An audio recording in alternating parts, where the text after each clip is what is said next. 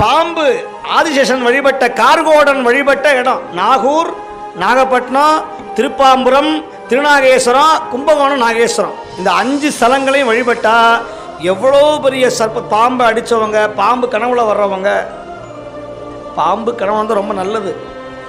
அதில் வெள்ளநாகம் வந்தால் ரொம்ப சிறப்பு. முருகப்பெருமானே வந்ததாக அர்த்தம்.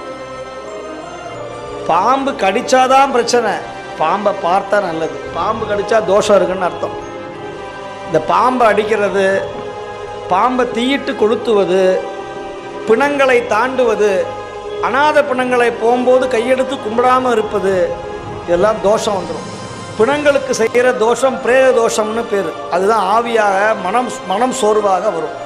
பிரேத சாப, முனி சாப, மிருக சாப, பக்ஷி சாப, முனி சாப, ரிஷி சாப, சித்தர் சாப, தெய்வ சாப, பித்ரு சாப அப்படின்னு சொல்லுவார்கள். இத்தனை சாபங்களையும் நம்மளை ஆட்டி படைக்கும்.